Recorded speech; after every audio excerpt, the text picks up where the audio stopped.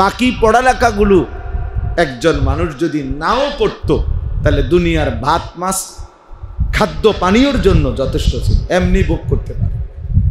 কেউ যদি বাংলা, অঙ্ক, ইংরেজি, পদার্থ, জীববিজ্ঞান এক লাইনও না পড়ে, কেউ যদি একেবারে নামও লিখতে পারে না, অঙ্ক ইংরেজি তো পরের কথা, বাংলাতে তার নামটাও লিখতে জানে না, দস্তখতটাও দিতে পারে না, বরং শুধু টিপসই দেয়। এমন মানুষ আছে না যারা কি দেয়? টিপ দেয়, আর টিপসই দেয়, টিপসইও দিতে পারে না। আরেকজনে আঙ্গুল দইটা দেওয়া লাগে, ভাই এন দিয়ে দেন, এটা এন দিয়া, এবার কোনান দিয়ে টিপ দিব, হেডেও করতে পারে না, বুঝেন না? আর দলিল ওরা দেন না, আঙ্গুল দিয়ে দইটা দেয়, তাহলে টিপসই দেয়। তাহলে এরকম এত মূর্খ যে নামটুকুও দস্তখত করতে জানে না, অথচ ওই লোকটাও দুনিয়া পূর্ণ ভোগ করে। ভাত মাছ চাল ডাল, দালান বিল্ডিং, স্ত্রী সন্তান সংসার, নেতাগিরি মাতব্বরি ফুটাঙ্গিরি সব কিছু মূর্খ বকলম তারাও দুনিয়া করতেছে। মূর্খ কোনো নেতা নাই, সই করতে পারে না এমন কোনো নেতা নাই। আমি দেখছি না এমন নেতা আছে, আমার এলাকায় দেখছি, কোটি কোটি টাকার মালিক, কোটি কোটি কোটি কোটি কোটি টাকার মালিক বেটা, হেইতে বেটা ফেফার উল্টে ধরে। তাইলে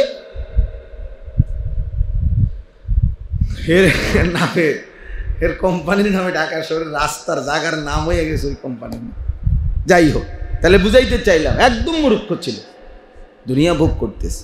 তার অধীনের কর্মচারী হলো তোমার ডক্টরেট ডিগ্রি করা কর্মচারী, যে তারে কর্মচারী যিনি বড় পিএইচডি করা, সে কয় ওনারে স্যার স্যার স্যার স্যার, হেইতে স্যার কি এইটাও তো কইতে পারে না, তার বাপে জানেনি স্যার কি। কিন্তু আল্লাহ তাআলা তাকে কোটি কোটি টাকা সম্পদ দিচ্ছে। তাহলে দুনিয়া ভোগ করার জন্য এই পড়ালেখা না হলেও চলত, কিন্তু কোরআন এবং সুন্নাহর ইলম ছাড়া আখিরাত মিলবে না। তাহলে বাংলা অঙ্ক ইংরেজি ছাড়া দুনিয়া মিলবে, কিন্তু কোরআন সুন্নাহ ছাড়া আখিরাত মিলবে না। আখিরাত তোমার মামুর বাড়ি না, আখিরাত তোমার মামুর বাড়ি না, আখিরাত কারো চাচার শ্বশুর বাড়ি না। আখিরাত বন্দিগির বিনিময়। কোরআনুল কারীমের মধ্যে আল্লাহ তাআলা বলছেন, জাযাআম বিমা কানু ইয়ামালুন, আমি আল্লাহ তাআলা তোমাকে এই যে জান্নাতের বিনিময় দিচ্ছি বান্দা, তোমার সারা জিন্দেগীর আমলের বিনিময়ে আমি আল্লাহ দয়া করে তোমার জান্নাত দিয়ে দিলাম। এ তোমার সেজদার বিনিময়।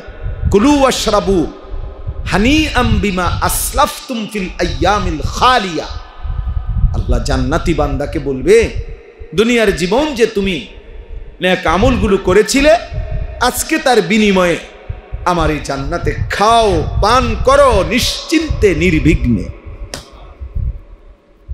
নির্বিঘ্নে। এই জন্য প্রত্যেকটা আমলের জন্য ইলম জরুরি, ইলম জরুরি, কোরআন সুন্নাহর ইলম। এমনকি ঈমানের জন্য ইলম জরুরি। ফা'লাম আন্নাহু লা ইলাহা ইল্লা, ফা'লাম, আল্লাহ বলছে এ কথার ইলম অর্জন করো যে লা ইলাহা ইল্লাল্লাহ, আল্লাহ ছাড়া আর কোনো ইলাহ নাই। এইটারও ইলম তোমার দরকার যে আল্লাহ ছাড়া আর কোনো ইলাহ নাই বলতে কি, শিরিক কি, কুফর কি, তাওহীদ কি, ইখলাস কি, এটাও শেখা দরকার, এটাও জানা দরকার, এটাও বোঝা দরকার। অসংখ্য মানুষ এমনও আছে যাদের জবানে তো কালেমা এটা পড়তে পারে, কিন্তু বিশ্বাসে, কথায়, আচরণে, কলিজার ভিতরে কোনো বিষয়ে সে ঈমান হারা, সে জানেও না। কোনো শব্দ, কোনো বাক্য, কোনো বিশ্বাস এমন করে রাখছে, এমন বলে ফেলছে যার দ্বারা তার ঈমান চলে গেছে। অথচ সে মুখেও এখনো পড়তে পারে লা ইলাহা ইল্লাল্লাহ, এটা কইতে পারে, কিন্তু বাস্তবে তার কি নাই? ঈমান নাই, তার তো খবরই নাই। আন তাহবাতা আমালুকুম ওয়া আনতুম লা তাশউরুন। আল্লাহ বলছে বান্দা, এমন হতে পারে যে তোমার পুরা জিন্দেগীর আমল ছুটে গেছে, অথচ তুমি জানো না। ওয়া আনতুম লা তাশউরুন, তোমার জানাই নাই। আহা ছেলেরা, তোমাদেরকে বলি বাবা, অনেক কথা, অনেক বিশ্বাস এমন আছে যে কারণে বেঈমান হয়ে যায়। অথচ তুমি তো মনে করছো তুমি শুক্রবারে জুমার নামাজ পড়ছো, তুমি মনে করছো তুমি শবে বরাতে নামাজ পড়ছো, তুমি মনে করছো তুমি রোজা রাখছো, কিন্তু এই সবগুলো কাউন্ট হওয়ার জন্য ঈমান জরুরি। এগুলো সব কাউন্ট হওয়ার জন্য ঈমান জরুরি। বিশ্বাস মূল বিষয়। ঈমানের সমস্যা, আকীদার সমস্যা বড় সমস্যা। এই জন্য ইলম জরুরি।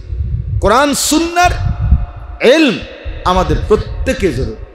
আমাদের হযরত মাওলানা আব্দুল মালিক সাহেব দামাত বারাকাতুহুমুল আলিয়া কে আমাদের জাতীয় মসজিদ বাইতুল মুকাররমের যিনি সম্মানিত খতিব, বাংলাদেশের মানুষ তাকে যেটুকু চিনে, আরব বিশ্ব গোটা পৃথিবীর ওলামা মানুষরা তার চাইতে 100 গুণ বেশি চিনে।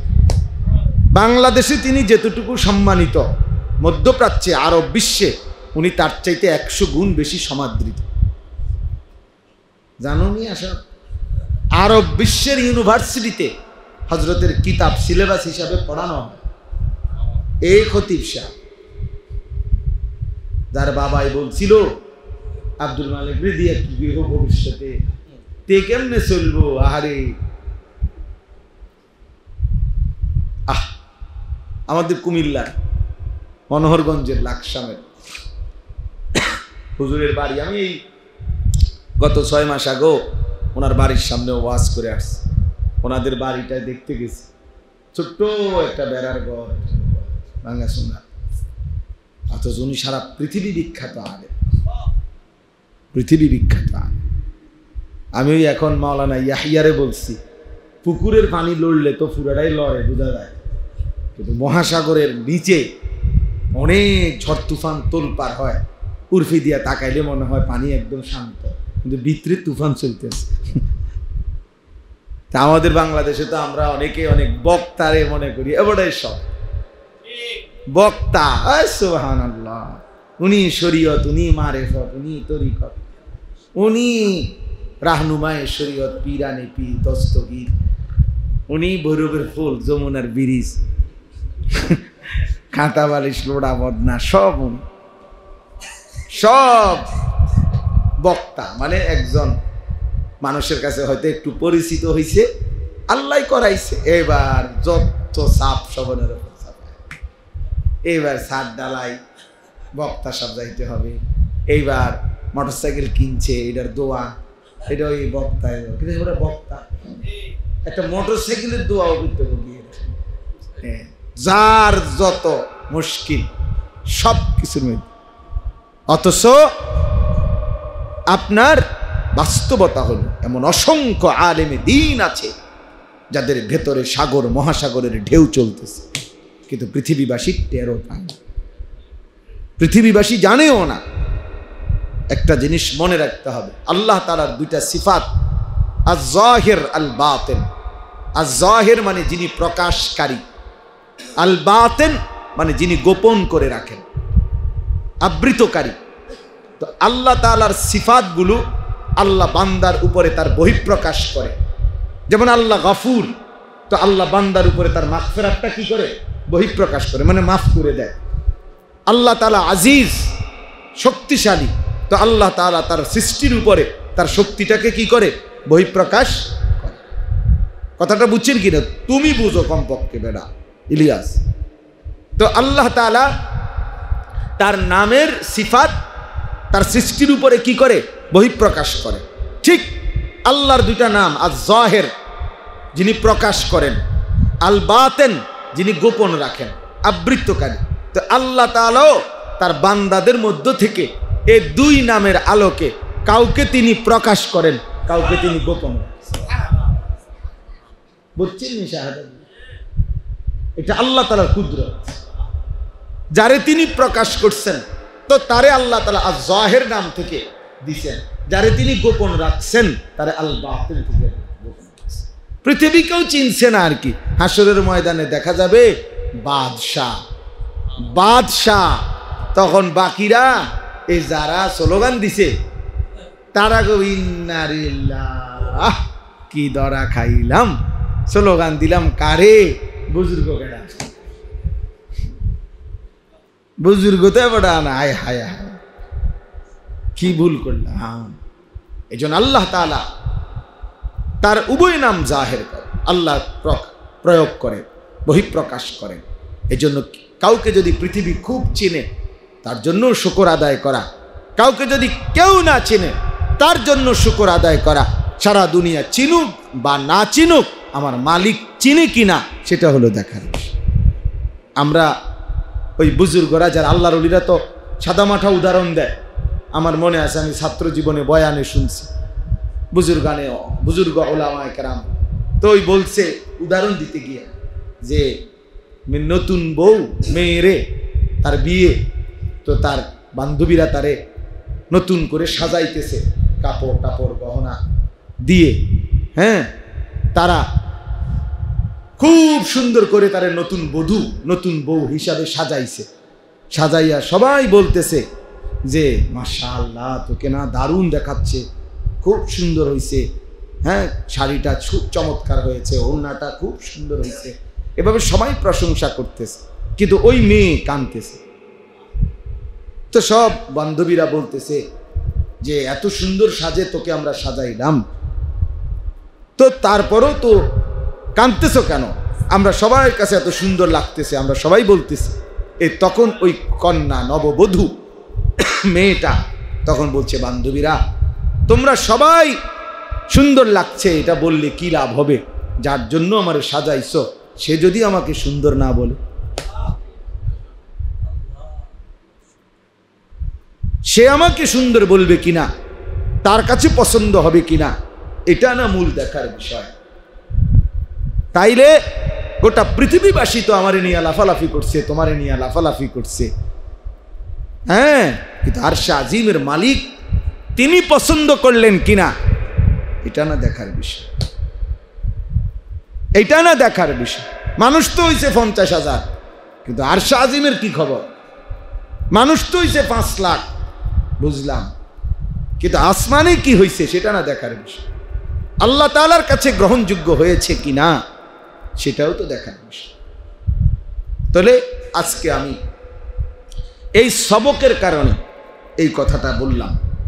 ছেলেরা বাবারা, তোমাদেরকেও যারা মাদ্রাসার ছাত্র তোমাদেরকেও বলি, বাপ গোটা পৃথিবীর যত চাকচিক্য বিলাসিতা, যার যত নাফরমানি খামখেয়ালি, কেউ মোবাইল টিপতেছে, কেউ চুলের ফ্যাশন করতেছে, কেউ মোটর সাইকেল চলাইতেছে, কেউ 14 বছর বয়সে বাঁধনহীন কোনো বাঁধন নিষেধ নাই, আনন্দ ফুর্তি মজা করতেছে, নারী ছবি অশ্লীল দৃশ্য নাচ গান বেহায়াপনা অসভ্যতা নোংরামি যা মন চায় তাই করতেছে। তোমরা তালেবে ইলম এই আস্ফালন এই নাফরমানদের এই নড়াচড়া দেখা ভুল কইরো না, বোকামি কইরো না, বরং তুমি আফসুস কইরো না যে আরে আমি যদি এমন স্বাধীনতা পাইতাম তাইলে আমিও তো একটু মজা করতে পারতাম। মাদ্রাসার কারণে আল্লাহর কোরআন পড়ার কারণে আমি তো আর এগুলা পারছি না। না বন্ধু, এটা মনে রাখতে হবে, এই বাইরের এই লাফালাফি ফালাফালি গুনার এই আবরণ, এরা মূলত প্রত্যেকেই অভিশপ্ত। তুমি আল্লাহর কোরআন নিয়ে আছো, তুমি কেবল মালিকের কাছে দামি, তুমি মালিকের কাছে দামি। ওরে অভিশপ্ততার কারণে, আল্লাহ তাআলার নারাজির কারণে ওদের দ্বারাই নাফরমানি হচ্ছে, আর আল্লাহ তাআলার পছন্দের কারণে তোমার হাতে আল্লাহর কোরআন উঠছে, আল্লাহর কোরআন উঠছে। হ্যাঁ হ্যাঁ, এই এখনো আজকেও মাগরিবের নামাজ পড়ছি যেই জায়গায়, মাগরিবের নামাজ পড়ছি যেখানে, তো নামাজের সালাম ফিরাইয়া আবার নামাজ পড়ছি। এখন সালাম ফিরাইয়া আবার পড়ছি সিরাতাল মুস্তাকিম, এক আজকে ইহদিনা সিরাতাল মুস্তাকিম, তার বাড়ির মুস্তাকিমের তার স্বাস্থ্য ভাই, তার মনোস্বাস্থ্য ভাই না আমারই মুস্তাকিম, বুঝছেন? আফসোসের পরে আবার সালাম ফিরাই আমার আবার নিয়ে বেঞ্জালাইছে আমি কিটা করো কাতারে মাসে কোন দিকে যাও, বুঝছেন না? কই যাবো? আবার নামাজ সাথীদেরকে বলছি আবার পড়েন নামাজ। হ্যাঁ বেটা, আল্লাহ তাআলার কোরআন কালামে এটুকু শুদ্ধ করতে পারে না। ওই জীবন কি পরিমাণ অভিশপ্ত জীবন, যাকে আল্লাহ তাআলা জবান দিছেন, যিনি দিলেন জবান, যার জিহ্বা, যার চোখ, যার নাক, যার কান, আহা, তার নামটাই সুন্দর পড়তে পারে না, তার কথাটাই পড়তে পারে না, সেই মালিকের চিঠি আল্লাহর কোরআন, হ্যাঁ, সেই রসুলের চিঠি হাদিস, এটাই যে পড়তে পারে না, সে আর জীবনে কি বললো এই জিহ্বা দিয়ে? একটা মজার কথা শোনো, আমার কাছে একটা উর্দু সরা আছে, তাকরিরে বুখারী, আমরা ছাত্র জীবনে পড়ছি। শেখুল হাদিস হযরত মাওলানা জাকারিয়া রহমতুল্লাহ আলাইহি, এই উনাকে, এই যার নাম আমি একটু আগে বললাম, উনারে একবার প্রশ্ন করছে যে হযরত রাসূলুল্লাহ সাল্লাল্লাহু আলাইহি ওয়াসাল্লামের এক একটা হাদিস কতবার পড়া উচিত, কতবার পড়া উচিত? হযরত তখন উত্তর দিছে, ওই উর্দু কিতাব আছে, প্রিয়তমের চিঠি কতবার পড়া উচিত। ভালোবাসার মানুষ যখন চিঠি দেয়, আগের দিনে তো চিঠি ছিল, তো ভালোবাসার মানুষ যদি চিঠি লেখে, সেই চিঠি কয়বার পড়ে? কয়বার পড়ে? একবার পড়ে ফেলে দেয়? হাজারবার পড়ে, শতবার। প্রিয়তমের মেসেজ কতবার পড়ে? বারবার। তো রাসূলুল্লাহ সাল্লাল্লাহু আলাইহি সাল্লামের হাদিসও তো এভাবে হাজারবার, লাখো বার পড়া উচিত। রবের কালাম বারবার পড়া উচিত। আমার শায়েখ আল্লামা মুফতি মুশতাকুন নবী কাসিমি হুজুর রে, আমি যখন মাদ্রাসার ছাত্র ছিলাম, এরপরে ফারেগ হইলাম, না হয়তো আজকে কমপক্ষে 20 থেকে 22 বছর টানা আমি উনারে দেখতেছি। প্রতি বছর উনি উমরায় যায়, হজে যায়, ধারাবাহিক। আল্লাহর ঘরের প্রতি একটা পাগলা নেশা উনার, মক্কা মদিনার প্রতি। তা আমি একবার উনারে জিগাইছিলাম এমনি যে হুজুর, আপনি হজ উমরা কতবার করছেন? আমি বলতে পারিনি। তখন হুজুরে আমারে বলছিল, মাওলানা, এক উত্তর দিছে কি সুন্দর। হুজুর বলতেছে, মাওলানা, শ্বশুর বাড়ির মানুষ কয়বার যায় এটা কি গুনে রাখে? আপনি গুনছেন কয়বার শ্বশুর বাড়ি গেছেন? তার মানে প্রিয় জায়গায় কতবার গেছি এটা কি গুনার বিষয়? তো মহব্বতের বিষয়, এত ভালোবাসার বিষয়, এত মহব্বতের বিষয়, মহব্বতের বিষয়। এই জন্য আজকে দোস্ত, এই অনেক যে কয়জন জেনারেল বা শিক্ষায় শিক্ষিত তোমরা যারা ছেলেরা, বাবা, তোমাদের ওই পড়ালেখার প্রতি আমাদের কোনো ঘৃণা নাই। আমরাও জেনারেল লাইনে পড়ছি, কিন্তু শুধু একটাই অনুরোধ, কোরআনুল কারীমের এই সবক, আমি আজকে রাজাবাড়ি মাদ্রাসার এই সবকে এটা বলব যে তোমরাও সবাই, এবং আপনারা যারা কোরআন শরীফ পড়তে পারেন না, প্রত্যেকেই নিয়ত করেন, এই জবান আল্লাহর দেওয়া, এই চোখ আল্লাহর দেওয়া। যার চোখ তার নাম বলতে পারে না, যার জিহ্বা তার নাম পড়তে পারে না, তার কালাম পড়তে পারে। আলাম নাজআল লাহু আইনাইন ওয়া লিসানান ওয়া শাফাতাইন। আল্লাহ তাআলা জিজ্ঞাসা করবে যে বান্দা বলো, আমি কি তোমাকে দুইটা চোখ দেই নাই? আলাম নাজআল লাহু আইনাইন, আমি কি জিহ্বা দেই নাই? আমি কি দুইটা ঠোঁট দেই নাই? আমি দিলাম, আমার নাম পড়তে পারো না কেন? আমার নাম বলতে পারো না কেন? আজকে সারা পৃথিবীতে মুসলমানদেরকে নিয়ে সানসি বিশ্ব ঠাট্টা করতেছে।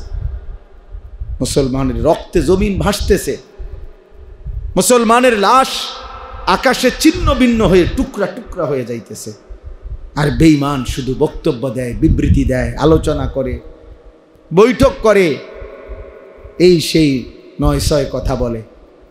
কারণটা কি? কারণ আমাদের রবের সাথে আমাদের সম্পর্ক, আমাদের মালিকের সাথে আমাদের সম্পর্কের ঘাটতি, যার কারণে নাফরমান বেঈমান আমাদের সাথে ঠাট্টা মশকারি করছে।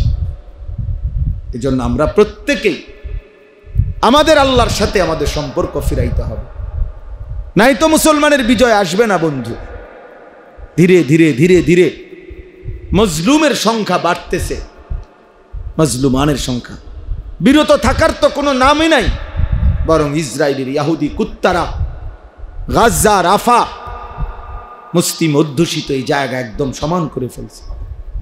এখন আর একটা ঘরও মাটির উপরে অস্তিত্ব নাই, একজন মুসলমানেরও নাই, সব সমান করে ফেলছে গত কয়েকদিনের আক্রমণে।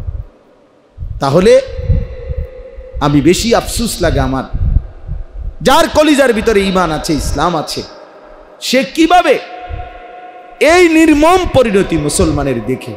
ওই দিন পত্রিকায় ছবি দিছে, দেখো যে 6 বছরের একটা বাচ্চা মেয়ে, আমি নিজে দেখছি ছবিটা, বাচ্চাটা সাক্ষাৎকার দিতেছে, বলতেছে সাংবাদিকের কাছে, 6 বছর বয়স, বলতেছে আমি অন্যদের সাথে খেলতেছিলাম, হঠাৎ করে বোমা পড়ছে, বোমার আঘাতে আমি বেহুশ হয়ে গেছি, যখন আমার হুঁশ ফিরে আসছে, ও বাচ্চা মেয়ে বলতেছে আমি দেখি তাকায় আমার হাতটা নাই, আমার ডান হাতটা আমার থেকে বিচ্ছিন্ন, আমার হাত কোথায় উড়ে গেছে আমি জানি না।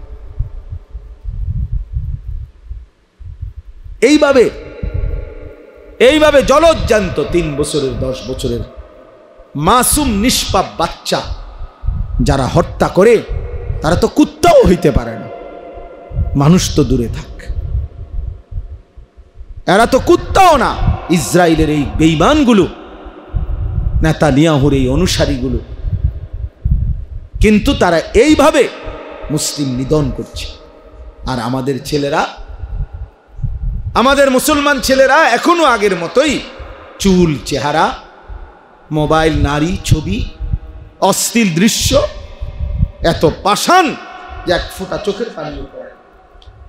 আয় হায় হায়, জালেম, কেমনে এত বড় জালেম হইলি বেটা, কেমনে এত বড় জালেম হইলি বেটা। একই সময়ে পৃথিবীতে যখন, এটা তো ঘটনা যদি এমন হইতো যেটা রূপকথা, গল্প, পিছনের কোনো কাহিনী, এটা তো এই মুহূর্তের চলমান বাস্তবতা। পৃথিবীর এই ছোট্ট পৃথিবীর এক পাশে যখন মুসলমানের রক্তে লাশে জমিন গড়াগড়ি খাচ্ছে, আর আমাদের ছেলেরা এক ওয়াক্ত নামাজও পড়ে না, সারা দিন মোবাইল থেকে চোখটাও ফিরায় না। কেমনে জাতি টিকবে?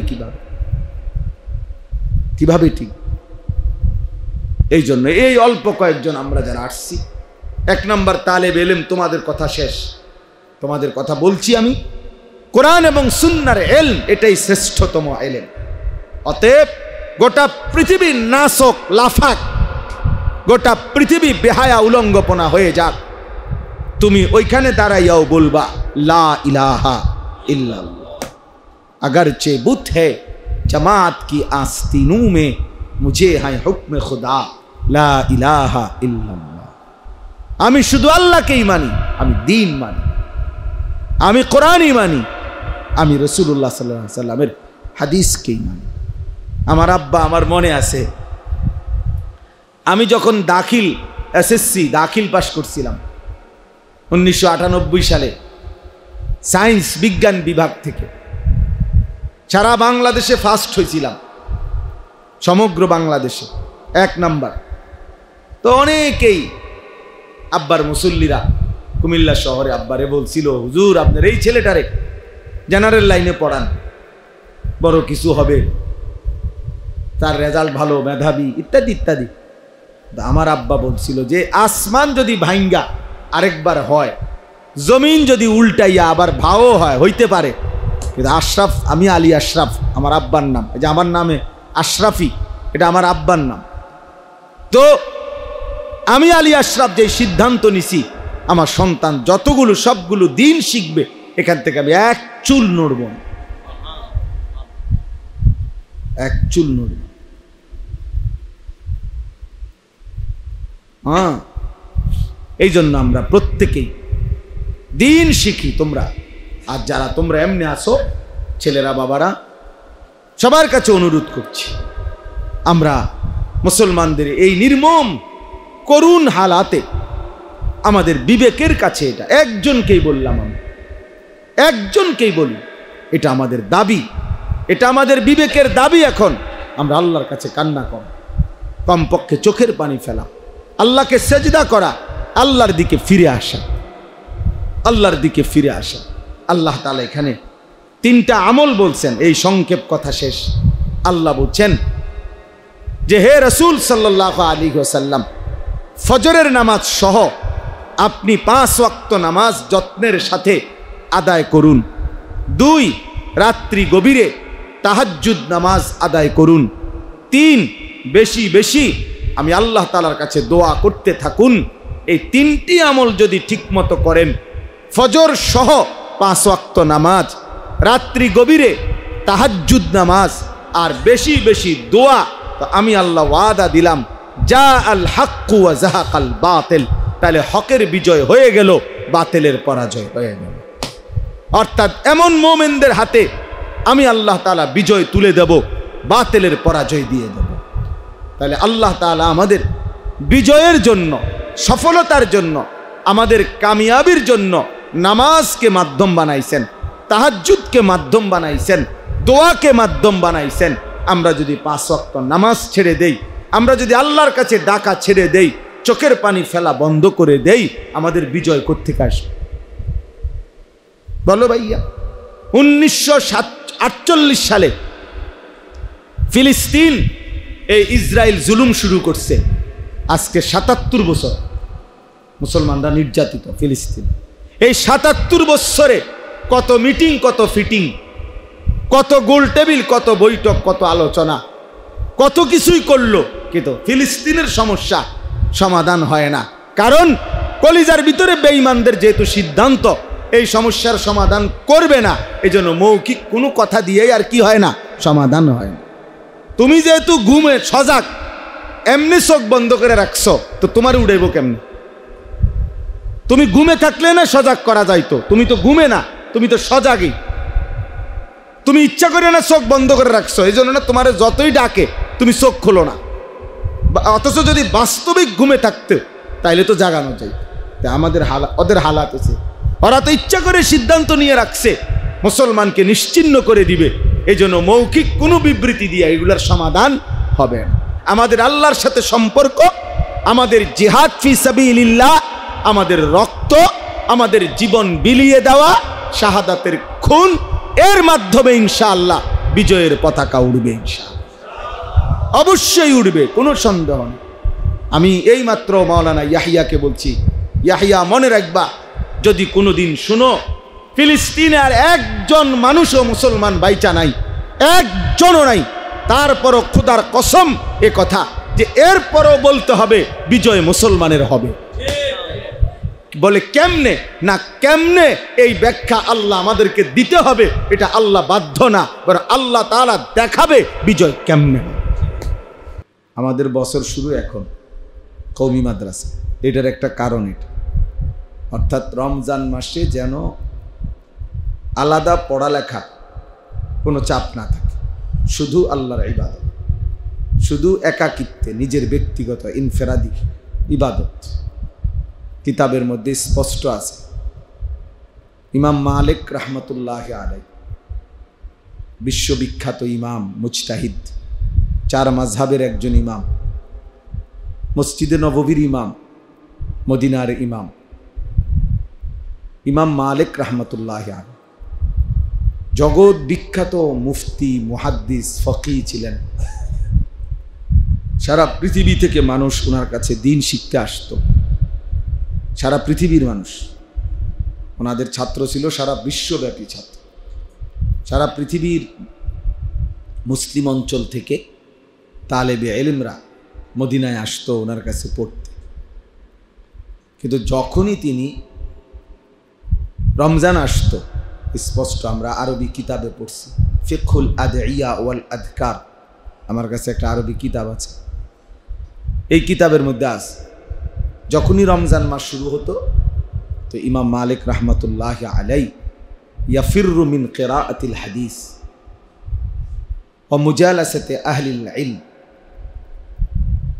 ইমাম মালিক রাহমাতুল্লাহ আলাই তখন হাদিসের যে দর্স ছাত্রদেরকে যে পড়ানো সেটার থেকে ফিরে আসতেন, অর্থাৎ বন্ধ করে দিতেন।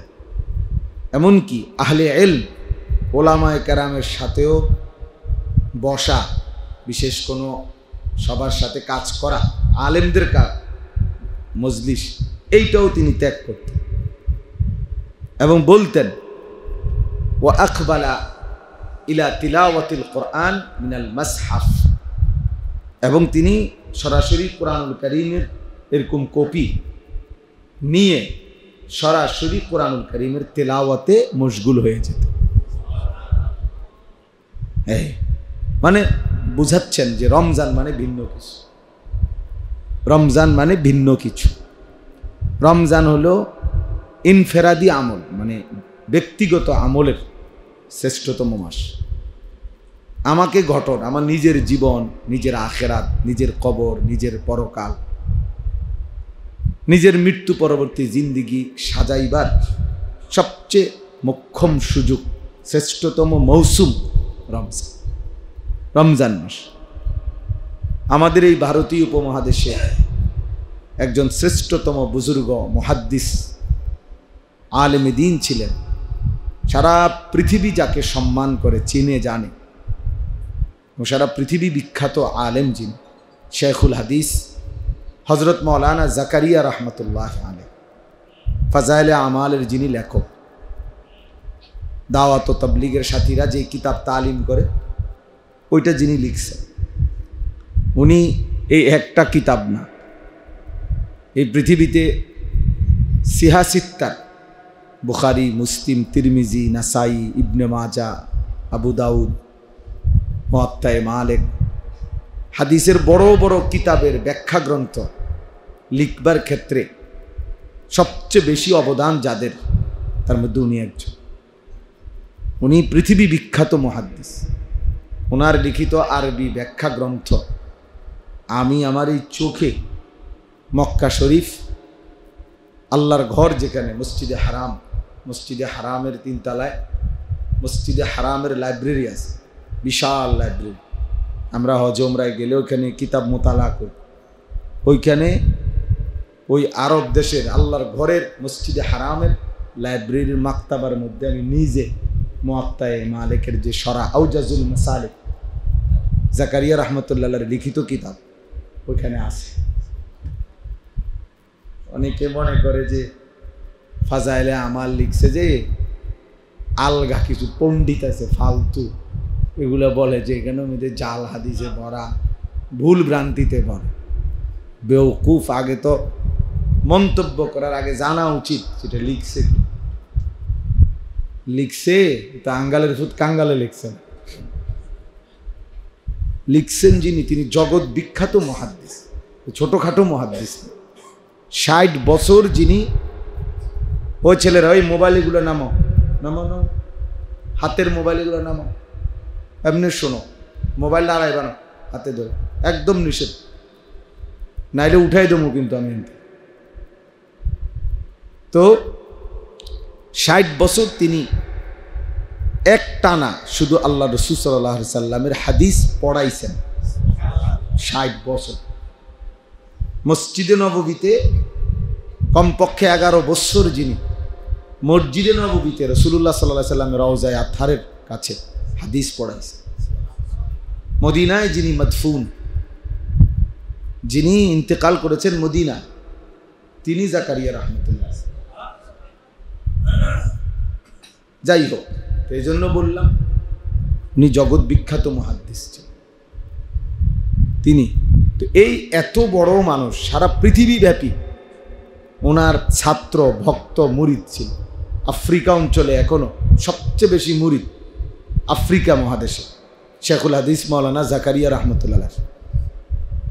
সবচেয়ে বেশি খেদমত আফ্রিকা মহাদেশে যে সমস্ত বুজুর্গরা করে তার মধ্যে জাকারিয়া রহমতুল্লাহর খলিফা যারা খোলাফা ওনারাই সবচেয়ে বেশি আফ্রিকায় খেদমত করে এখন। তো আমাদের হজরত মৌলানা ইব্রাহিম আফ্রিকি সাহেব তো জাকারিয়া রহমতুল্লাহ শাহগ্রেদের রশিদ এই বছর যিনি আফ্রিকা থেকে থাকেন উনি আমাদের বাংলাদেশে এতেকাফ করছেন ঢাকা সাইনবোর্ড। শেষ দশকে ওনার সাথে কমপক্ষে 4000-এর চাইতে বেশি মানুষ এতেকাফ করছে এই বছর 4000। এই জন্য বললাম, তো ওনার বিষয়টা কেন বললাম, শেখুল হাদিস হযরত মাওলানা জাকারিয়া রহমতুল্লাহ আলাইহি এত বিখ্যাত মুহাদ্দিস ছিলেন, আলেম ছিলেন, ফকি ছিলেন, পীর ছিলেন, বুজুর্গ ছিলেন। কিন্তু যখনই রমজান আসতেন তো এই দর্স তাদরিস পড়ানো, হাদিস শেখানো, হাদিস পড়ানো, ফতোয়া, মানুষের সাথে দিনই যত ব্যস্ততা ছিল সব বন্ধ করে দিত। এটা একেবারে স্পষ্ট ওনার জীবনীতে আছে, উনি সব বন্ধ করে দিত। এমনকি কিতাবে আছে যে উনি দরজার সিটকারি লাগাই দিতেন রমজান মাস। শুধু নামাজে যাইতেন জামাতের থেকে এসে আবার তেলাওয়াত, জিকির, ওজিফা, ব্যক্তিগত ইবাদতে আমলের মধ্যে 24 ঘন্টা লেগে থাকত রমজান মাস। এজন্য হিন্দুস্তানে সাহারানপুর এলাকায় অর্থাৎ যেখানে উনি থাকতেন মাজাহিরুল উলুম সাহারানপুর মাদ্রাসা জাকারিয়া রহমতুল্লাহ আলাইহি, তো ওই সাহারানপুরে রেল স্টেশনে ইন্ডিয়ায় সবচেয়ে বেশি চলাচল করতে হয় রেল স্টেশন, রেলগাড়িতে। ইন্ডিয়ায় চলাচল বেশি করে মানুষ রেল লাইনে, আমাদের এই লোকাল বাসের চাইতেও বেশি হলো কি ট্রেন বেশি হতো। তো সাহারানপুর স্টেশনে তখনকার যুগে রেল স্টেশনে সারা পৃথিবী থেকে মানুষ ওনার সাথে দেখা করার জন্য আসতো জাকারিয়া রহমতুল্লাহর কাছে, ওনার ভক্তরা, মুরিদরা, ছাত্ররা। কিন্তু যখনই রমজান মাস আসতো তো রেল স্টেশনের যারা কুলি তারাও তো বুঝতো যে এই রেল স্টেশনে যারাই একটু দিনদার শ্রেণী নামতো ওরা বুঝতো যে ওনারা জাকারিয়া রহমতুল্লাহর কাছে যাইতেছে, হেরা জানতো এটা।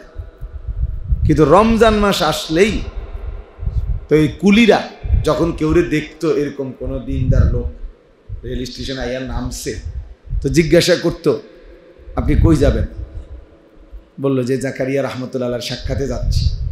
তো ও কুলি বলতো ইন্না লিল্লাহ, আপনি জানেন না শায়েখের এখন রমজান মাস।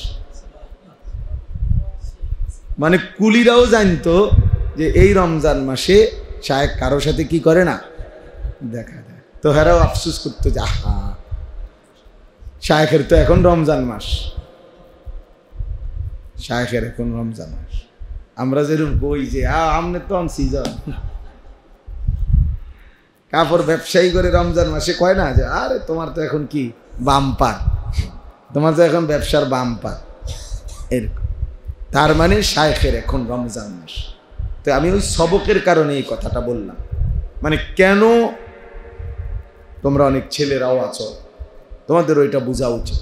আমাদের কওমি মাদ্রাসা রমজানের পরে বছর শুরু করে কেন, আর রমজানের অর্থাৎ শাবান যেটার আমরা লাইলাতুন নিসফে মিন শাবান শবে বরাত বলি, স্বাভাবিকভাবেই আমাদের এই শবে বরাতের আগেই বছর কি হয়ে যায়, শেষ হয়ে যায়, বার্ষিক পরীক্ষা সালানা পরীক্ষা হয়ে যায়। তো এই পর থেকে পুরা রমজান ব্যাপী আমাদের ফিকির থাকে, তার ব্যক্তিগত আলাদা পড়ালেখা, ইবাদত, আমল, তেলাওয়াত, দোয়া ইত্যাদি আমল। আবার রমজানের পরে নতুন বছর শুরু হয়। এজন্য এটা রমজান মাসটাকে আলাদা আল্লাহ পাকের ইবাদত এবং বন্দিগিতে আদায় করার জন্যই আমাদের বুজুর্গানে দিন যুগ যুগ ধরে এই নিজাম চালু করেছেন। এই জন্য আজকেও আলহামদুলিল্লাহ এই ধারাবাহিকতায় এই কয়েকদিনের মধ্যে আগামী এক সপ্তাহের ভিতরে বাংলাদেশের শত শত হাজার হাজার মাদ্রাসায় সবক দেওয়া হবে।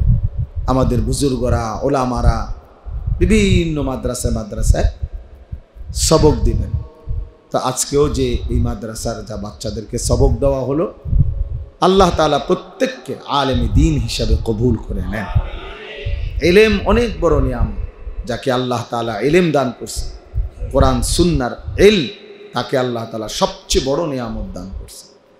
কোরআনুল কারীমের মধ্যে আছে, আল্লাহ তাআলা বলছেন, ইয়ারফাইল্লাহুল্লাযীনা আমানু মিনকুম, আল্লাহ তাআলা যারা ঈমানদার তাদেরকে মর্যাদাবান করেন, সম্মানিত করেন, উচ্চ মর্যাদাবান করেন।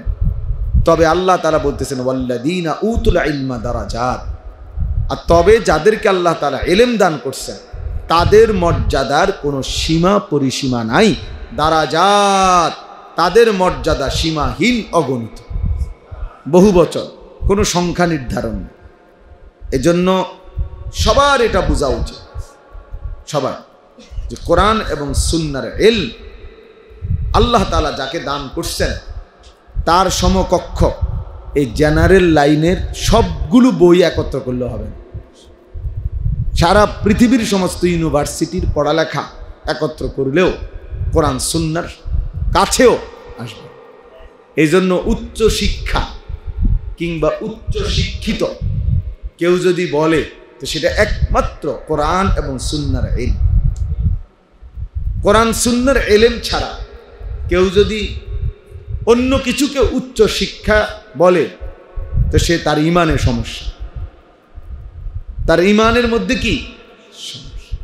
কারণ কোরআনুল কারীমের সামনে, রাসূলুল্লাহ সাল্লাল্লাহু আলাইহি ওয়াসাল্লামের সুন্নাহর সামনে বাংলা, অঙ্ক, ইংরেজি, পদার্থ, জীববিজ্ঞান, রসায়ন বিজ্ঞান, চিকিৎসা বিজ্ঞান, এরপরে যে কারিগরি শিক্ষা, এরপরে যত ইঞ্জিনিয়ারিং, সব কিছু একসাথ করলেও কোরআনুল কারীমের সূরা ফাতিহার একটি অক্ষরের সমান মর্যাদা হবে না। তাহলে কাজেই যেটা শ্রেষ্ঠ ইলম, তো ওই ইলমে যারা শিক্ষিত তারাই উচ্চ শিক্ষিত, তারাই সবচেয়ে বেশি জ্ঞানে এবং ইলমে তারাই ধনী। এজন্য আমি অনেক সময় বলি, ওই যে ইলম, এটার অর্থ শুধু জ্ঞান বললেই যথেষ্ট না।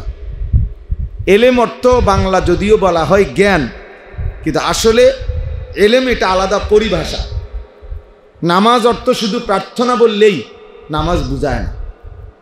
নামাজ মানে প্রার্থনা না, না প্রার্থনা না, নামাজ একটি পরিভাষা। সালাত, এটার একটা নির্দিষ্ট কাইফিয়াত আছে, যার যে কোনোভাবে প্রার্থনা করলেই সেটা নামাজ হয় না। শরীয়তে এর একটি নির্ধারিত রূপরেখা আছে, শরীয়তের মধ্যে এটার একটা দিক নির্দেশনা আছে, কোনটা কিভাবে করলে এটারে নামাজ বলে, এটার একটা শুরু শেষ আছে। তো ঠিক যেই কোনো জ্ঞানকে ইলম বলে না। ইলম কাকে বলে শরীয়তে এটার একটা নির্ধারিত আছে। একমাত্র কোরআনের জ্ঞান যেটা, রাসূলুল্লাহ সাল্লাল্লাহু আলাইহি সাল্লামের সুন্নাহর জ্ঞান যেটা, এটাই একমাত্র ইলম, এটাই ইলম। আর এমনি জ্ঞান যে কোনোটাকে বলতে পারেন, কিন্তু ইলম সবটাকে বলা যাবে। এই জন্য বিদ্যা অর্জন করা প্রত্যেক মুসলমানের উপর ফরজ। আল হাদিস এই কথা লেখা স্কুলের ওয়ালে লিখলে হতো না, স্কুলের ওয়ালে না, এটা অনেক স্কুলের ওয়ালে লিখে রাখে। বিদ্যা অর্জন করা প্রত্যেক মুসলমানের উপরে ফরজ। আল হাদিস মানে কি বুঝাইতে চাইছে? বুঝাইতে চাইছে এই স্কুলের ভিতরে যত পড়ালেখা হয় সবগুলো অর্জন করা প্রত্যেক মুসলমানের উপরে ফরজ। না না, জি না, এটা ফরজ না, এটা সবার উপরে ফরজ না। ফরজ হলো কোরআন সুন্নাহর ইলম শিখা প্রত্যেকের উপরে ফরজ। কথা বুঝছেন কিনা ছেলেরা? তোমরাও বুঝছো। ইসলাম যেই জ্ঞানকে উৎসাহিত করেছে সে জ্ঞান আল্লাহ তাআলার নামের মাধ্যমে যে জ্ঞান। ইকরা বিসমি রাব্বিক, প্রথম দিন আল্লাহ বলে দিছেন পড়বেন, পড়েন বন্ধু, তবে রবের নামে। বিসমি রাব্বিকা, আপনার রবের নামে। যেন আল্লাহর নামে যেই পড়া হয় না, মালিকের নামে যেই পড়া না, সে পড়া মূলত কোনো পড়াই না। এজন্য জিব্রাইল আলাইহিস সালাম প্রথম 2 বার নবী সাল্লাল্লাহু আলাইহি সাল্লামকে শুধু ইকরা বলছে, পড়েন। এটার অনেক ব্যাখ্যা আছে, এর মধ্যে এটা একটা ব্যাখ্যা যে নবীজি সাল্লাল্লাহু আলাইহি সাল্লাম প্রথম এই যতবারই জিব্রাইল বলছে পড়ুন, উনি বলছে না, মা আনা বিকারি, আমি পড়বো না, পড়তে চাচ্ছিলেন না। কিন্তু যখনই জিব্রাইল আলাইহিস সালাম বলছে ইকরা বিসমি রাব্বিক, এইবার নবীজি পড়া শুরু করে দিছে। যেন নবীজি বলতেছে, তো জিব্রাইল আমি তো এইটার অপেক্ষায় ছিলাম যে রবের নামে পড়বেন, এটা কইলে না পড়তাম বেটা, তুমি কি কও হুদা পড়েন, হুদা পড়তাম কি? এটা একটা তাওজি, আরো আছে বাকি, এটাও একটা কি তাওজি। যখন বলছে রবের নামে, আল্লাহর নামে পড়ুন, তো নবী সাল্লাল্লাহু আলাইহি সাল্লাম আর থামে নাই। সেই যে তিনি পড়া শুরু করছে, তো 23 বছর পড়েই গেছে, 30 পারা কোরআন পড়ে গেছে যেদিন রবের নামে পড়া শুরু। এই জন্য মুসলমান হিসাবে ওই মানুষের জীবন ব্যর্থ জীবন যে আল্লাহর কোরআন পড়তে পারে না। মুসলমান হিসাবে ওই জীবন ব্যর্থ জীবন যে রাসূলুল্লাহ সাল্লাল্লাহু আলাইহি সাল্লামের সুন্নাহ পড়তে জানে না।